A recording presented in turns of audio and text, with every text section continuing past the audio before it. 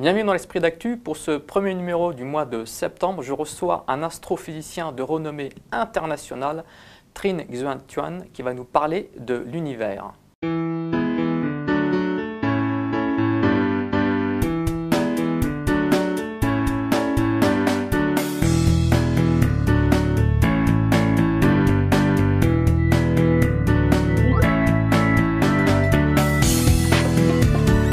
Bienvenue à l'Esprit d'Actu, Trinh Xuan Tuan. Bonjour. Alors vous êtes professeur à l'Université de Virginie, professeur d'astronomie. Vous êtes l'auteur de plusieurs ouvrages, dont certains sont des best-sellers, et vous venez de publier Désir d'infini aux éditions Fayard. Vous avez également découvert en 2004, avec l'aide du télescope Hubble, une des plus jeunes galaxies connues à ce jour. Alors je le disais dans l'introduction, vous êtes un astrophysicien de notoriété internationale, mais vous avez toujours eu ce souci de rendre la science accessible au grand public. Oui, parce que je pense que la science change notre vision du monde et a des implications philosophiques et métaphysiques qui intéressent le grand public. Et donc, pour moi, c'est un grand souci justement d'abord de vulgariser cette science, de parler de façon rigoureuse, mais sans équation, sans difficulté, des découvertes des scientifiques, et qui mieux qu'un scientifique qui pratique la science peut le faire. Et puis, bon, aussi aborder les questions métaphysiques et philosophiques qui en découlent. Vous donnez même un cours destiné aux littéraires intitulé « L'astronomie pour les poètes ». C'est ça, c'est ça. Et en fait, bon, ce ne sont pas exactement des poètes, mais ce sont des gens qui sont littéraires, donc ils ne sont pas acquis à la cause de la science d'abord, parce qu'ils ne vont pas devenir des scientifiques, ce sont des ils vont devenir des docteurs, des pharmaciens, des professeurs d'économie, des commerçants, etc. Et pour moi, c'est très important justement d'éveiller donc la conscience de ces futurs décideurs, de ces futurs leaders de la société à la science, parce que premièrement aussi pour un but un peu égoïste, parce que bon, c'est l'argent des contribuables qui finance la science. Donc, si le public a une appréciation de la science, elle aura beaucoup plus de bonne volonté pour la financer plus tard. Mais aussi parce que je pense que la science, comme je l'ai dit tout à l'heure, peut changer la vision du monde et transformer donc la vie de chaque individu. Et aussi parce que, vous savez, la science et la technologie vraiment dominent notre société actuelle maintenant, notre vie contemporaine. Et il y a beaucoup de problèmes qui sont reliés à la science. Et donc, il est important aux citoyens, dans des pays démocratiques qui élisent leurs leaders, qu'ils comprennent bien les pour et les contre de telle et telle activité scientifique, par exemple le danger atomique, mais aussi le réchauffement global ou la manipulation génétique, etc. Ce sont des problèmes brûlants que chaque citoyen doit comprendre pour décider de soi-même et aussi choisir les bons leaders qui vont donc prendre les bonnes décisions pour la planète. Alors, vous rappelez que la cosmologie moderne a redécouvert l'alliance cosmique entre l'homme et le cosmos. Oui, ça c'est une découverte finalement assez récente, seulement dans les années 57, donc à la fin des années 60, parce qu'on a découvert à ce moment-là que tous les éléments dans la table périodique des éléments chimiques que nous apprenons à l'école, la table de Mendeleïev, donc, sauf donc l'hydrogène et l'hélium, et le deutérium, ce sont et un peu de deutérium, tous les autres éléments sont faits par les étoiles, parce que nous sommes tous faits de poussière d'étoiles. Les étoiles sont nos ancêtres et nous partageons tous la même généalogie cosmique. Nous sommes les frères des bêtes sauvages et les cousins des cocoricots des champs. Donc, la cosmologie moderne a vraiment redécouvert donc, cette ancienne alliance entre l'homme et le cosmos. Mais encore plus, la cosmologie moderne aussi a découvert que l'univers a été fait de façon telle que justement que pour l'émergence d'une vie et d'une conscience. Le principe anthropique, le fait que l'univers est réglé de façon extrêmement précise qui permet donc l'émergence de la conscience notamment, et que vous comparez cette précision à celle d'un archer. Oui, tout à fait. Il faut bien savoir que tout l'univers, toutes les propriétés, tout son contenu et nous-mêmes, notre existence dépendent d'une quinzaine de nombres qu'on appelle des constantes physiques. Hein. Ces nombres sont, par exemple, la vitesse de la lumière, elle se déplace à 300 000 km par seconde, c'est la vitesse la plus rapide dans l'univers. Vous voyez, tic, et puis elle a déjà fait 7 fois le tour de la Terre.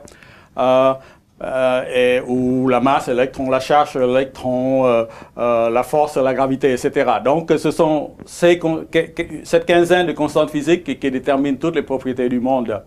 Et on les mesure très précisément dans le laboratoire, mais on n'a aucune théorie pour expliquer pourquoi elles ont la valeur qu'elles ont plutôt qu'une autre. Par exemple, on ne sait pas pourquoi la lumière ne voyage pas à 3 mètres par seconde plutôt que 300 000 km par seconde. Et puis, il y a aussi les conditions initiales, c'est-à-dire la quantité, les propriétés dont les faits ont doté l'univers à sa naissance, en quelque sorte. Vous voyez, par exemple, le taux d'expansion initial, la quantité de matière lumineuse, la quantité de matière noire, etc. Alors, on s'est aperçu que si on variait un tant soit peu ces constantes physiques ou ces conditions initiales, les étoiles ne se forment pas. Et si les étoiles ne se forment pas, il n'y aura pas d'éléments lourds, pas d'éléments complexes pour générer la vie et la conscience. Parce que bien sûr, nos chaînes d'ADN et puis nos neurones ont besoin d'éléments complexes pour se former. Donc, s'il n'y a pas d'éléments lourds, la vie et la conscience n'apparaissent pas et l'univers est vide et stérile. Est-ce que vous pensez justement que ces découvertes scientifiques ont des implications philosophiques et métaphysiques? Oui, donc que penser de ce réglage extrêmement fin, justement? Donc, vous avez dit tout à l'heure que je compare souvent ce réglage à la précision de ce réglage à celle que doit exercer un archer si vous plantez une flèche dans une cible d'1 cm², mais qui serait placée aux confins de l'univers à 14 milliards d'années-lumière. Vous voyez, vraiment une précision extraordinaire. Voilà. Alors, que penser de ce réglage pour l'apparition de la vie et la conscience? Alors, selon moi, il y a un choix métaphysique ici. On peut choisir soit le hasard, soit la nécessité, pour reprendre les termes, les deux mots que Jacques Monod a utilisés dans son ouvrage en 1971. Alors, le hasard, oui, en fait, la science ne peut pas distinguer entre le hasard et la nécessité. Il faut prendre un pari à la Pascal, en fait. Parce que le hasard, la science le permet aussi. Il suffit donc d'avoir une infinité d'univers parallèles, ce qu'on appelle un multivers. Parallèle au nôtre. Donc, en plus de notre univers, il y aura une infinité d'autres univers. Tous ces univers parallèles auront des combinaisons différentes de constantes physiques et de conditions initiales. Et tous, ils auront une combinaison perdante. Et donc, les étoiles ne se formeront pas. Et donc, pas des éléments lourds, donc pas de vie et de conscience. Ces univers seront vides et stériles, sauf le nôtre, où par hasard, la combinaison gagnante est sortie et nous sommes le gros lot en quelque sorte. Donc le hasard est possible si vous postulez donc un multivers. Mais si vous pensez qu'il y a un seul univers, il faut expliquer ce réglage. Alors, il faut que je dise que je suis bouddhiste, donc en fait... Croyant en principe créateur? Oui, voilà. Donc je pense que ce réglage est dû à un principe créateur, mais il faut que je précise que ce principe créateur pour moi, c'est pas un dieu personnifié avec une barbe, etc. Mais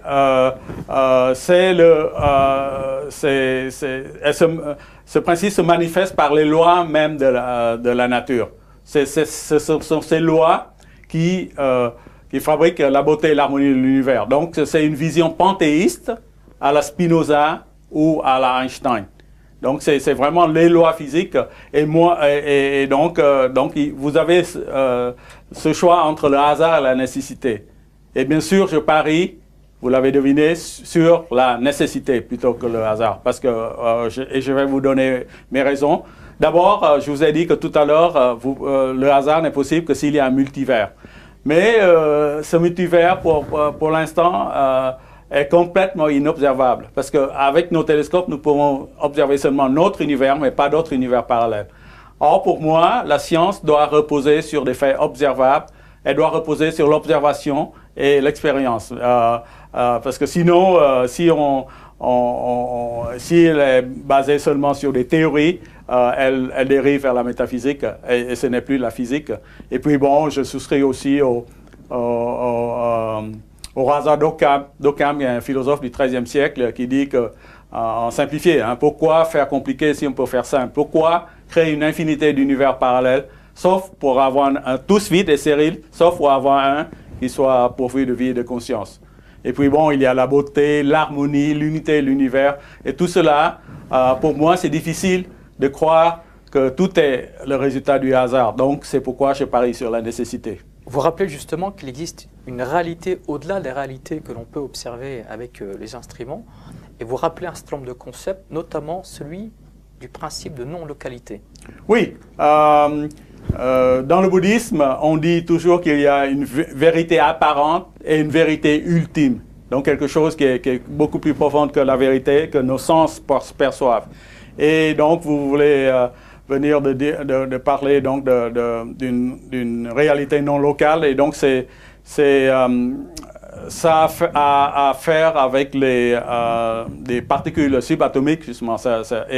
Et on s'est aperçu que si vous avez, par exemple, deux particules de photons qui ont interagissent, le terme technique, c'est ce qui sont intriqués, hein, c'est ce qu'on appelle l'intrication quantique, quantique voulant dire l'infiniment petit. Vous pouvez les séparer aussi loin que possible, même jusqu'à la prochaine galaxie, jusqu'à dans Andromède, qui a 2 millions d'années-lumière. Vous faites quelque chose à l'une particule, l'autre le sait instantanément, sans aucune communication d'information, parce qu'elles sont trop loin pour que la lumière ait le temps justement d'aller de l'une à l'autre. Et donc, avec cette expérience, et on l'a démontré, peut-être pas jusqu'à Andromède, mais on a fait des expériences sur des distances de 20 à 30 km par exemple, et on voit ça. On fait quelque chose, une particule, l'autre le sait instantanément. Et donc, on dit que les physiciens disent que la réalité, l'espace est non séparable, elle est non locale, elle est globale. Et donc, il y a une mystérieuse influence qui affecte tout l'espace. Donc, quelque chose qui est ici influe sur quelque chose d'autre sans aucune communication d'information parce que l'espace est global. Alors, vous rappelez également, vous dites, notamment par rapport à vos problèmes personnels, qu'ils ne sont rien, ces problèmes personnels, depuis que vous observez la grandeur de l'univers. Oui. Relativiser ces problèmes. Oui, c'est relativisé. C'est vrai que l'homme, la cosmologie moderne a vraiment rapetissé l'homme dans l'univers. Hein. On pensait, il y a jusqu'à la Renaissance, hein, jusqu'à 1543, qu'on était le centre du monde et que la Terre occupait le centre du monde et que tout tournait autour de nous, inclus le Soleil, toutes les autres planètes, les étoiles, etc.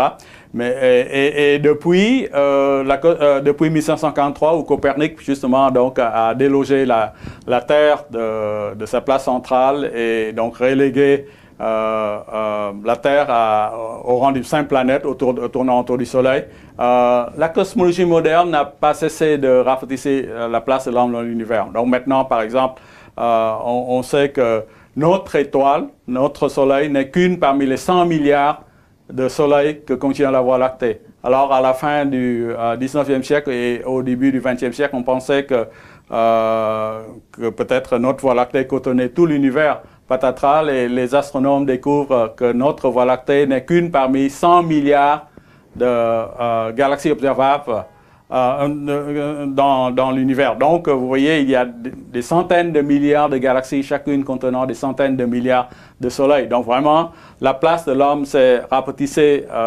extrêmement dans l'univers. Ça permet de relativiser ses problèmes personnels. Tout à fait. Donc, tout ce qui paraît, bien sûr, énorme dans cette petite terre, mais bien sûr, je comprends, bien sûr, nous avons nos vies personnelles et ça nous préoccupe. Mais quand même, il faut savoir que c'est vraiment un petit grain dans le vaste océan cosmique. Alors on va rappeler un concept qui est l'objet de votre livre, hein, ce concept d'infini. Oui. Quelle est l'approche que vous avez de ce concept, un concept pour lequel vous accordez une importance particulière? Oui, parce que, bon, en astrophysique d'abord, les questions que je me pose constamment, est-ce que l'univers a un début?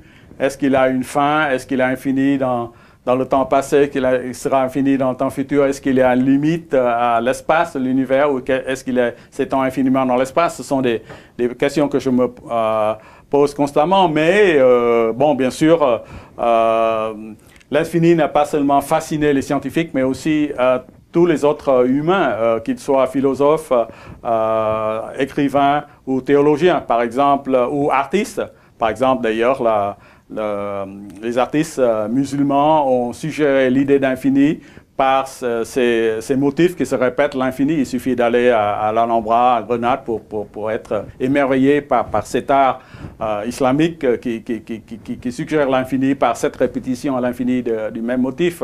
Bien sûr, Jorge Luis Borges, qui est un grand écrivain argentin, bien sûr, a vraiment bien aussi écrit sur ce concept de l'infini qui a fasciné l'homme.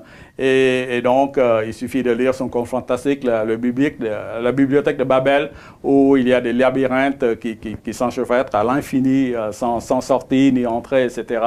Où il y a des livres infinis, où on ne peut pas trouver la première page ou la dernière page. C'est extraordinaire aussi. Et puis, bien sûr, il y a aussi les théologiens, parce que, bien sûr, l'infini est souvent associé à une sorte de transcendance. Et donc, qui dit transcendance dit spiritualité. Donc, beaucoup de, bien sûr, traditions spirituelles partent de l'infini aussi. Merci à vous, Trinh Xuan Thuan. Alors, je rappelle cet ouvrage passionnant, Désir d'infini, paru aux éditions Fayard.